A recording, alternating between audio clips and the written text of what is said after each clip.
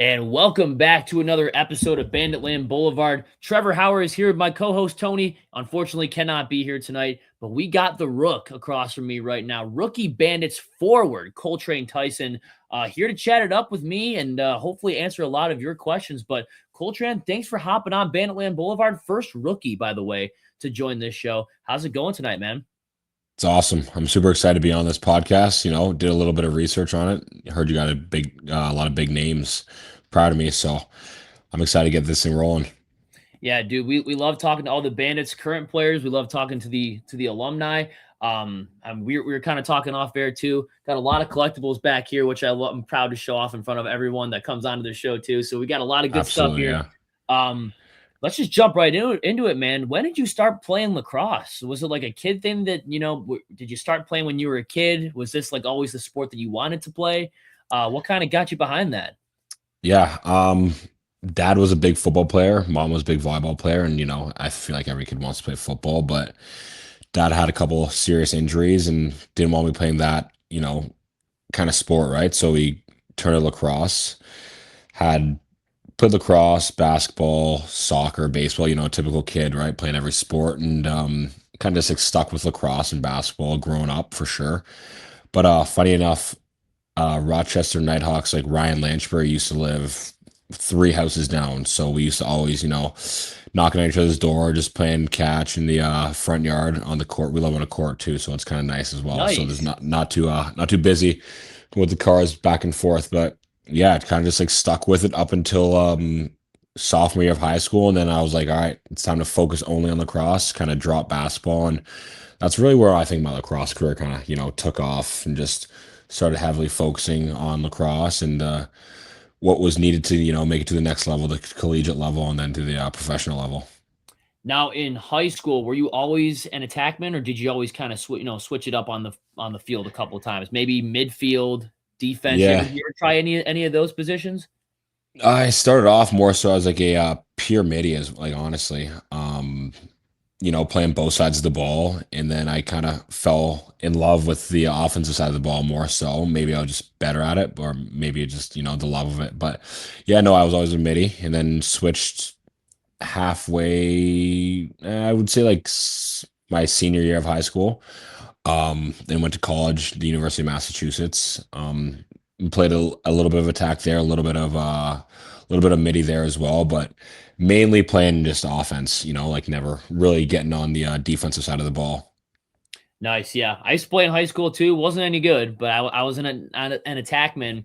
And man, dude, at my size, we could talk about your size too, but I was like 5 foot nothing as a freshman in high school. So I was sent out there to draw a bunch of penalties, and I would take a Hey, couple sticks to the head. I'm like, you know what? Whatever I got to do to help out the team, whatever. But yeah, scoring's yeah. always fun. Always playing attack. Going to practice was always fun.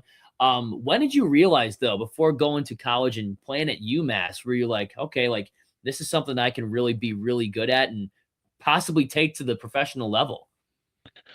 It must have been.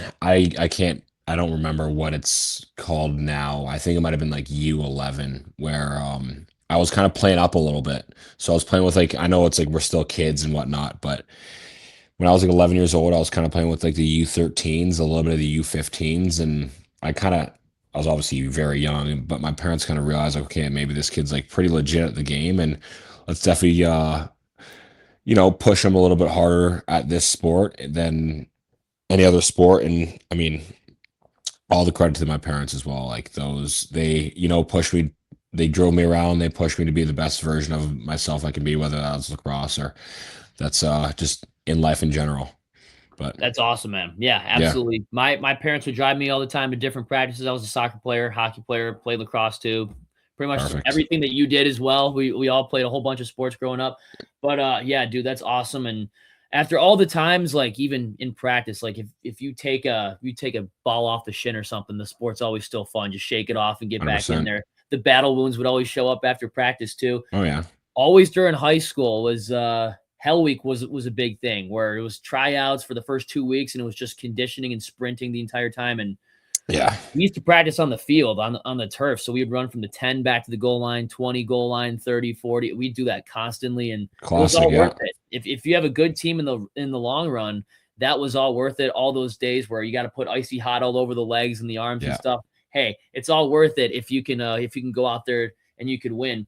Yeah. So you're 6'6", dude. Yeah. You are a building attackman. Did you ever use that to your advantage as maybe a screen guy that maybe your coach would use you at the top of the crease, whether that's the high school or the college level, and maybe it kind of looks like a secret cheat code almost, using your height to your advantage, getting in the way of some guys and possibly screening the goalie. Did you ever run plays like that?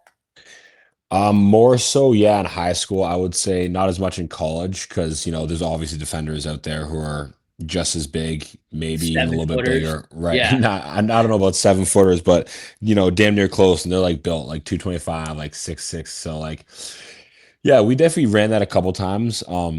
I do have good hands, so like not to toot my own horn or whatnot, but there was a couple times where there'd be plays for me to catch the ball inside and finish inside. But like I said, it's a team game, at the end of the day. So if coach needed me to set picks and lay my body on the line, I'd do it. But like I said, a couple plays drawn up for me to do that.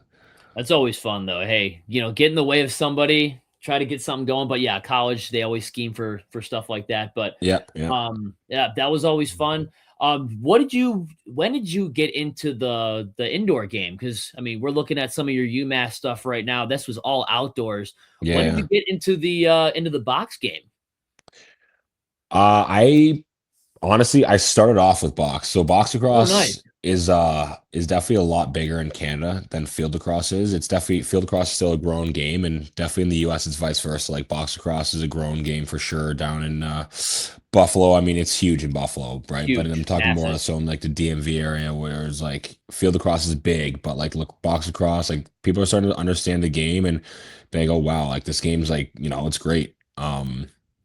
So yeah, kind of going back, I always played box lacrosse. Field lacrosse was kind of like it came like second because it was also a shorter season. It was only during the it was like February to like May, and then like box lacrosse kind of ran from like summer up until like November. So Yeah. it was always a longer season, and I personally think I'm better at box lacrosse. I like the game better. I just like, how there's more action going on. It's always like it's so close quarters, it's like compact, right? Yep. And so I think it's field lacrosse is more of I would say like a finesse game. Like, you can be like very athletic, but like in box lacrosse, like you got to be athletic, but you have to at the same time be like find the right spots, like get open, like because like they're right on your hands and all that. So Yeah. yeah, no, I've just always been a box guy through and through. Love the field game too, but I think just box is, my game. And I mean, I'm here now, right? So I'm at the highest level of box across. So Yep. that's kind of a big piece to that as well. On the most prestige franchise, by the way, just throwing that Yeah, out there. no, I Undisputed know. champions. Yeah. 100% three-time champs. Shout out. The only team in the league with 7 total titles, so undisputed. That's we're gonna put that out there. Most prestige. Do you have a favorite moment from playing box lacrosse growing up? Maybe if it was a little scrap you got into, favorite goal, big hit, anything?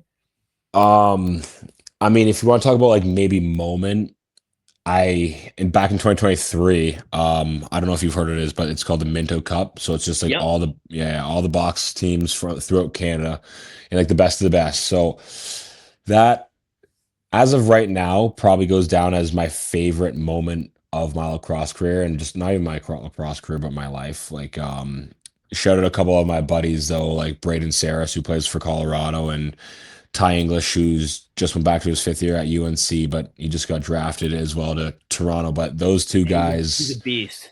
yeah, Beast. though they're yeah, both of them are great guys. Great on the floor, great off the floor. But I would say like 2023 summer was probably my favorite time during lacrosse. Just like I said, winning the most prestigious award you can win at that point in time in my career, and didn't really think it was possible, but we just made a last minute push in the OLA. I mean the OJLL, and yeah, that was history. But I guarantee you talk to any of those guys that were still on that team, they'll say the exact same thing. The Minto, you're playing on the hardwood floor, right? You're playing on that ball's Concrete, gonna yeah, bounce, right? Yeah, you're playing on the yeah, concrete. concrete, So concrete, it is a yeah, little bit different. Ball bounces a little bit different than it does in the NLL. Yep. Even though, I mean, it looks like a carpet that they just roll out in the NLL. It's not like you're playing on artificial or asphalt or Yeah. anything like that, but it's still pretty sweet. Yeah, dude, I've seen some of the highlights, like some of the GoPro videos. Like if you ever watch Bill O'Brien on YouTube, he's got the GoPro on his helmet. He plays in those leagues all the time. It's dude, that's a Yeah. freaking tough sport, but dude, it's so fun to watch. Like, and I have to agree with you. I was a field lacrosse player. I never got into the box game, but dude, it's a lot more fun when you get the 30-second shot clock. It's a lot more Yeah. fast paced. Yeah. I More feel for like the they hit fans as well. You know what I mean? Like it's a high fans for scoring sure. game and there's fights allowed too. So like it's like hockey kind of, you know what I mean? It's like Yeah. everybody loves hockey, but like there's not as many goals in hockey, whatnot. But like lacrosse is like there's fighting, there's goals, there's excitement both sides of your head can be ping ponging back and forth. So Yep.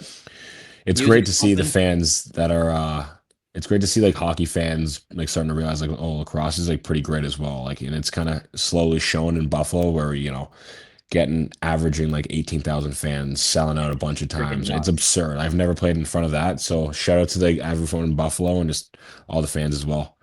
Yeah, I mean Buffalo's been bringing it for years. I mean Yeah, oh, yeah. they were winning championships in the old odd, and then they came here in '96, and they still won a whole bunch of games there.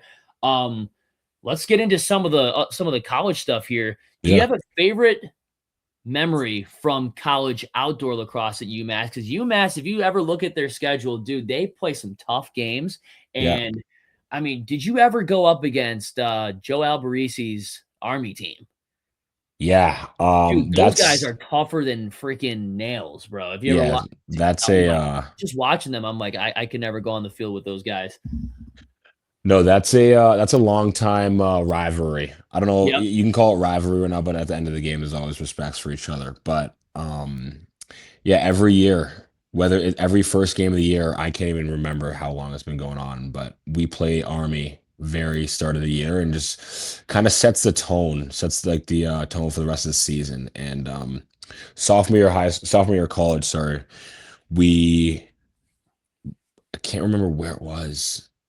At UMass, actually, I remember because we had 3 home games back to back, and it's always great when you have home games, right? Yeah. But yeah, first game of the year, we beat them. And I was like, wow, like this is the first time in my career. This is the first time for a lot of the seniors, juniors career that, they've beat Army. Usually they kind of start off, unfortunately, like an 0-1. And it's like, all right, like let's bounce back. But no, we beat them this year. And it was a hell of a game, honestly. I just, I was, it's credit to all the guys, credit to like everyone, just the coaching staff and whatnot. But yeah, it definitely was my most memorable lacrosse game at UMass. But yeah, no, definitely that Army 2023. Yeah, dude, always just tough hitting team. And I mean, they got some lethal shooters on that team. They got some great scouts over there. But Yeah, I mean, you probably see a little bit of Syracuse every now and then. They got a really good program. They packed that barn too.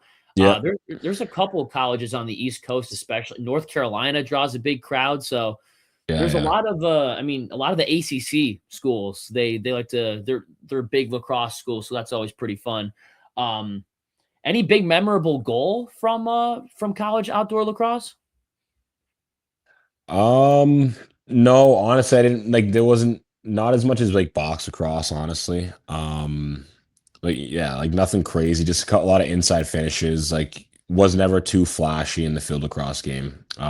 Box across, I can name a bunch, I swear, but no, field lacrosse, just a lot of inside finishing goals and nothing crazy, but they don't ask how, they just ask how many, Right. so Yep. As long as you have the higher crooked number than the other team. Now we exactly. can get in some of the more fun stuff here. Bandits. So Yeah, let's do September it. rolls around. We're in the middle of, I think, of a lockout, I'm pretty sure, during this point.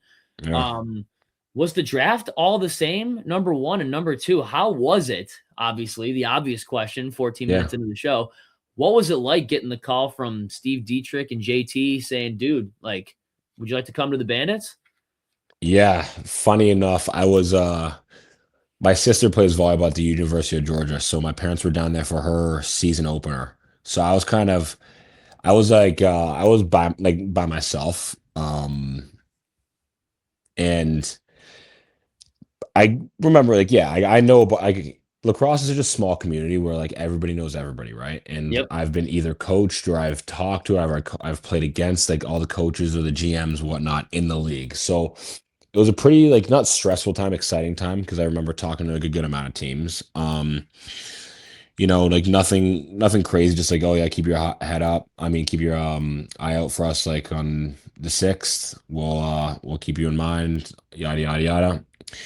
And I remember I was like, obviously Evan wants to go first round, and I was kind of watching the first round because it was televised and kind of goes by, and I'm like, all right, it's all right. Like I missed a couple seasons because of some injuries and COVID and whatnot. So keep your Sure. head like I wasn't like getting down. I was just like, it would have been nice to go first round, but hey, first, second, third, as long as you get there, you get there, right? Yep.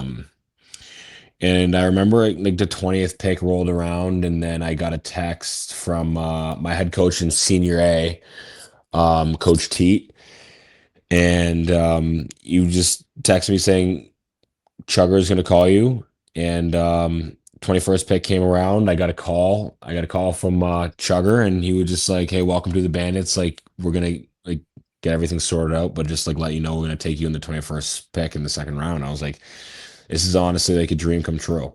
Right. Yep. For I feel like anyone playing any sport, really, like you get drafted to play professional in the sport you play, like it's always like a dream come true, whether it's the biggest sport in the world or like lacrosse, which is an up and coming sport. Like it was just like, oh my, I would just like, I really took a second, a couple minutes to just like, take it all in because Yep. call my parents. I was like, guys, like this is happening. And they were excited and they were obviously very sorry they couldn't be there. But like I said, they were supporting my sister and kudos to them. So yeah, that was definitely huge. Definitely a day I will never forget. It was probably massive too, just getting the call from him, and you're sitting there realizing by yourself, like, yo, I'm playing for the most prestige team in this league. They Right. they they, they took me in the second round. This team just came off of a three-peat, and Yeah. I get to play with guys like Josh Byrne and Dane Smith and all these other guys on the team, and have Matt Vince, the greatest indoor goaltender of all time, be our goalie. Like that probably had to be a pinch me moment for you too.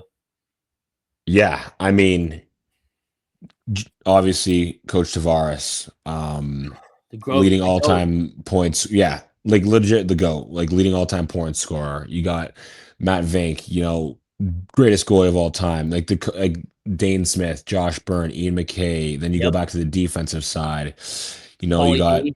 yeah, like you got all those guys. And I can go down a list of honestly everyone on the team. I'm just like, wow, like there is some history on this team for sure. Um, and it was just like it was an eye-opening experience, but it was also just like, okay, like you worked your entire life for this, like, like take a second and just like, celebrate. Like have Let's a couple roll. beers. And that's what I did. I had a couple beers and Hell I yeah. celebrated, man. Like I'm human at the end of the day, right? Like you got to celebrate somehow. So yeah, no, it was great. It was great for sure. And then finally coming out of the lockout, you got to play some preseason games. Yeah. Man, I wanted those preseason games to be open to the public because I still Oh think man. Banditland would have easily packed 12, 13,000 for a preseason 100%. game coming off a three-peat. But what were those games like for you? Because I know that you did play in some of those, and I think the Bandits won a couple of those games. What was it like playing on the actual floor at the KeyBank Center? Yeah, well, I'll start with honestly week one. Week one was just kind of just like physicals, testing, whatnot. Nothing crazy, but it was just still pretty cool to see all the guys. And week two, we played Calgary. Not the outcome we wanted, but it was also great to play against like professional guys on professional nets. Yep. That was my first like game. Like I played in senior A with a lot of the guys who play in the NLL, but it doesn't really compare. You know what I mean? It feels like it's a little different.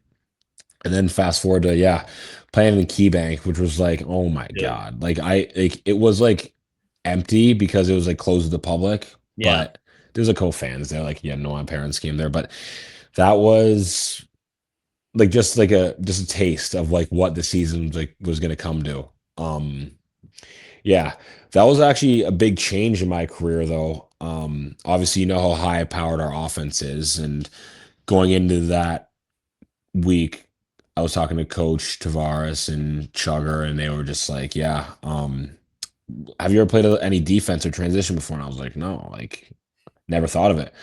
And he's like, yeah, well, you've been playing a little bit of offense for us, but we want to see how you are on defense. Like, this is nothing against your offensive skill. Just like, there's some vets. And obviously, we picked up Ryan Benesh as well.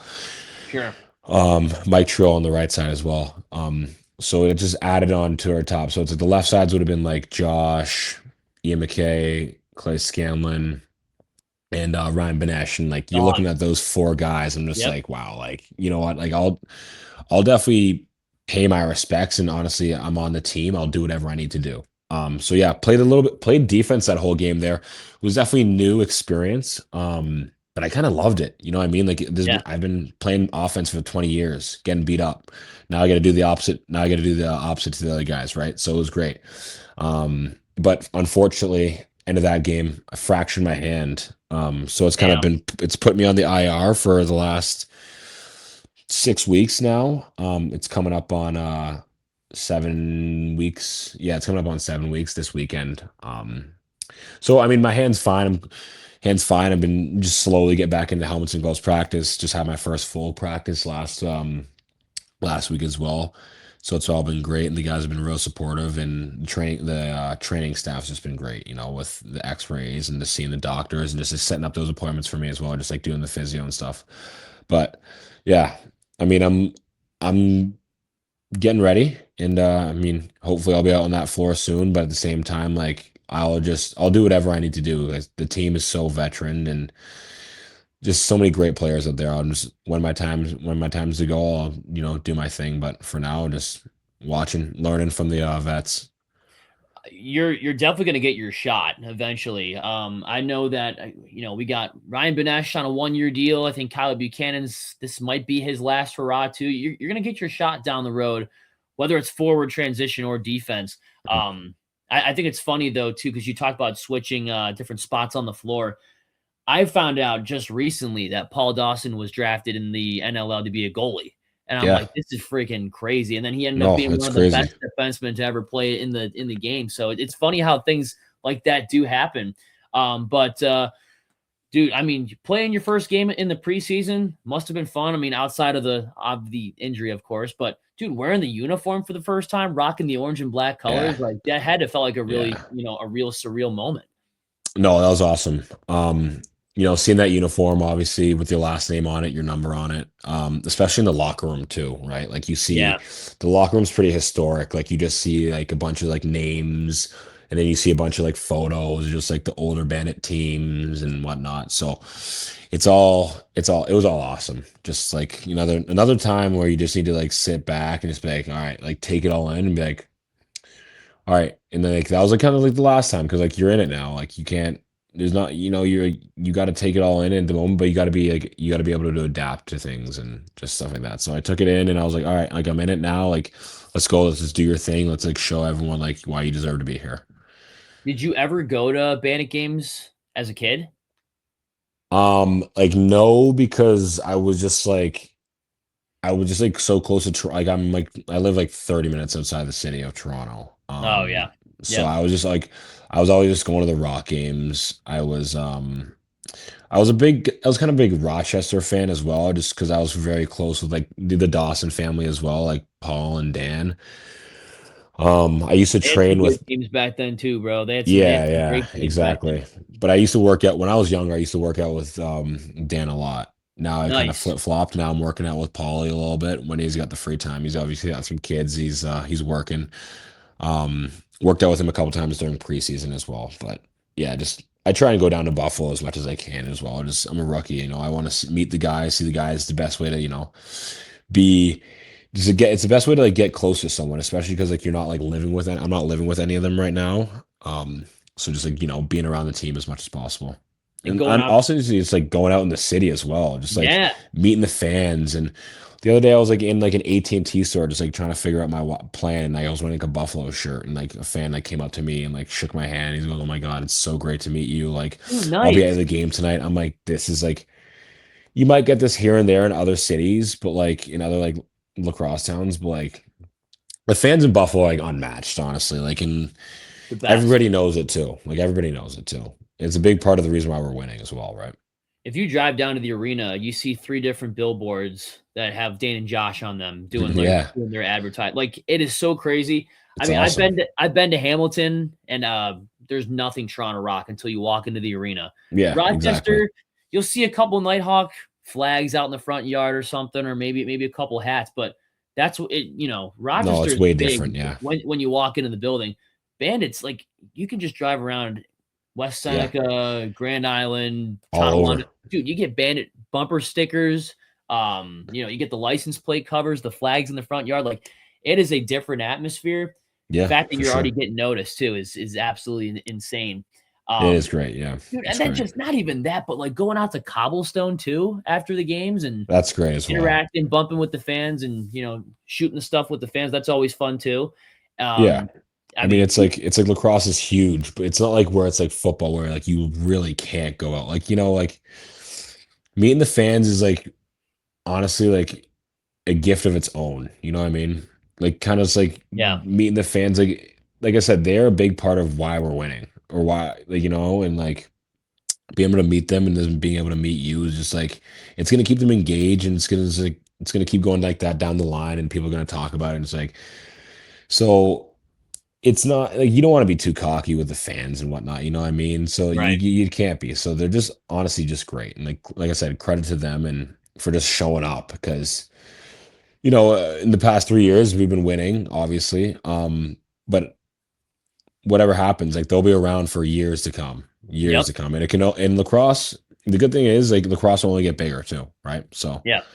Well, especially box. I mean, that yeah, ESPN deal was the best decision the league has ever made. 100%. I think if they didn't make that ESPN deal, I don't know where they are right now or what TV deal they would get. But yeah, dude, that's great. You can watch any game, any past highlights on ESPN, the whole condensed game stuff Yeah. like that. We're getting what the fans want. Um, when can we expect you to come back off the injury reserve? I know that you mentioned getting back into practice, getting your first full practice in. Um, we would probably say that Ottawa, the game on Friday, is probably off the table. Yeah, I mean, I don't know. It's just obviously up to the coaches, right? Like I said, I'm willing to do whatever they need me to do. Um, we'll see what happens tomorrow. We got practice tomorrow. See how the hand's feeling. But like I said, I'm still learning. Like I played offense for 20 years of my life. So yeah, if I was thrown into the offensive side of it, I know what to do. But defense is a lot of stuff you got to learn, a lot of footwork and whatnot. So I'm in no rush. I'm going nowhere. I mean, I hope I'm going nowhere at least. I would love to Right. be a bandit for life on 100%. Um, but yeah, there's no expected date. Um, hopefully soon, like I said. But at the end of the day, I'm willing to do whatever it needs to for the team, obviously. Whether you are playing offense, transition, or defense, you got some dogs in each position. I mean, Yeah, 100%. offense, dude, just throwing around with Dane, Josh, Yeah. Clay, Ryan, Oh like man. those players like that. Transition, you got Ian McKay and Ron John and Thomas Woody back there that know what they're doing too. Yep. Defense, I mean, stacked as hell. Dude, you got Steve Priolo, Paul Dawson, Cam Wire, Zach Belter, all those guys back there that know what they're doing too. So, Yeah. Yeah. and obviously the greatest goalie to ever play the game of indoor lacrosse in between the pipes, 100%. making your job that much easier too. So Yeah. that'll be fun to see. And where do you watch the games? Are you up in the press box or are you on the bench?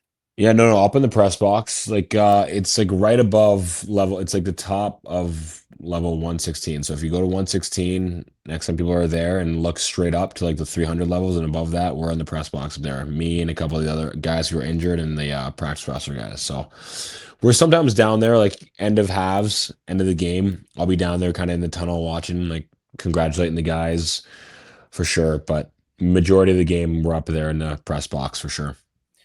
I know it's been limited, but do you have any funny stories from the locker rooms with maybe anybody on the team? Because we know how funny like Josh can be. Yeah, yeah, He'll score 12 points a game and then he'll come back to the bars and say something funny to all the guys and yeah, all yeah. that stuff. But anything out of the ordinary or anything funny that happened in the locker room that when you've been down there?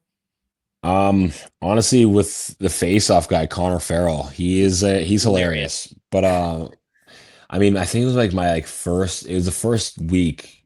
It was like November 29th, so game one, week one. Walk into the locker room. I'm kind of just like sitting there.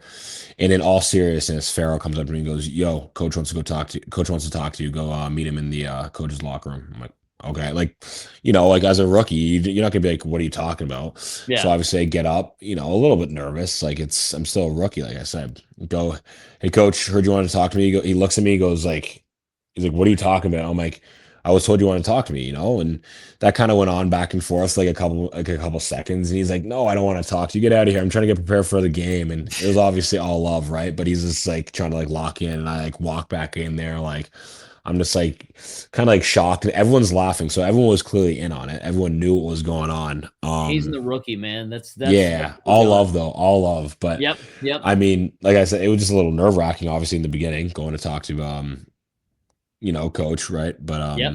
now everything's cool. Like, he's done that a couple times, but I've obviously it happened to me already. So I'm like, dude, I don't need that but you never know, like when there's actual time he needs to talk to you, right? But Yeah. we'll save that for another day, obviously. I don't know if you ever crossed paths with when Chase Fraser was here, but dude, that guy was a friggin' riot. Like you didn't know what was coming out of that guy's Oh mouth yeah. half the time. No, he's a great guy as well. Him and Kluche, we met him when was the banner raising night. I guess they Yeah. had a bye week that week. So they were there for the banner raising night. They came back and I was able to talk to Kluch and Frazier for a little bit. Frazier a little bit longer, but yeah, no, he's hilarious. And we just connected and I was like, yo, like, can you like give me any insight? And he was very knowledgeable. He was like, dude, it's like your first couple of years, just like soak it in. Like Yep. this is gonna be the best time of your life. And he goes, like, you're a rookie. Like people aren't playing the game of lacrosse for the money. You know what I mean? Which that I think is what makes the game so great. Like it's not a huge sport and people aren't making the millions and tens of millions that you're making in the NHL, the NFL, right? So people are just doing it for like the love of the game, which I think just makes the game that much better as like a player and probably for spectators as well.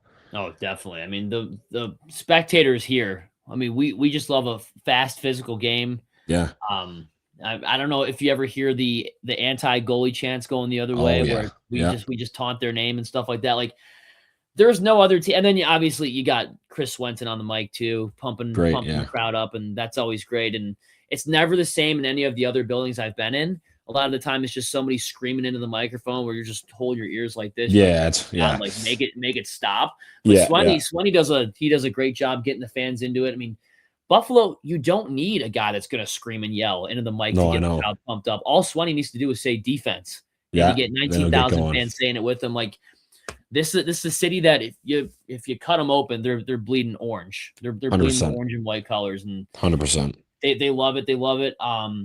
Yeah, dude. I was gonna ask you one more question here. Yeah. If you Shoot. were to tell me in one word what type of player you are going into the NLL, what would it be? Would it be playmaker maybe or grinder, power forward, anything like that? You know, the NHL, Um. you have your guys like you have your Yeah. snipers, your finesse guys like your McDavids, but then you also have like your power forwards like Alex Ovechkin and some of the other players like that. What would you call yourself? Maybe not those. I would just say like gritty. Because I haven't played a full season as defense yet, but I used to be like kind of an offense. I used to be an offensive player and score a lot of goals and always be at the top of my game and top of like, the point sheet, stuff like that. But I was never afraid to like kind of like get into it with the defense and the other team. Like I would score. At the same time, I would definitely like throw some chirps back and forth and Oh just yeah. never be afraid to, back down from anyone. So yeah, I would just go gritty. Like, yeah, playmaker, grinder, power forward, whatnot. But like, yeah, gritty is I think sticks to my game. It just like kind of in one word explains my game for sure. Were the mitts or gloves ever dropped in any of these exchanges? No, once, but it wasn't really a fight. Like gloves were dropped. Like couldn't really, both of us couldn't really get our helmets off. This was back in junior B, so I don't know, like 9 years ago, junior B against some like other gritty team. Just a wrestling match then? Yeah, it was kind of like we grabbed each other, we both got a punch, and I think we just like both just like fell and refs split us up and both 5 minutes sitting in the box, just like barking back and forth at each other, and kind of got out of the box in the game. That was that, like nothing crazy. No big tilts like our guy Paulie Dawson has Dude. had. But I mean, I feel like everyone needs to get their chin tested once, you know what I mean? Yeah. So I mean, I'm not going to back down from anything. I'm not going to go out there looking to fight some seasoned vet, but if push comes to shove and someone needs to be like stepped up for, or anything needs to happen, I'm there. I'm not backing down. Yeah, the code exists in hockey, and I think it really exists in lacrosse too. If Josh Byrne gets a shot up high, I think somebody's going to jump in. I think if this Bandits team, it's all one big family, Oh and yeah, you've seen it firsthand. Somebody gets a headshot or something they don't like, I think the whole bench would jump off and yeah, try to defend their guys, and that's 100%. what I love about the Bandits too. They're such a winning culture just because they're a family. Yeah, And I agree. Johnny T, Chugger, they bring in the best players.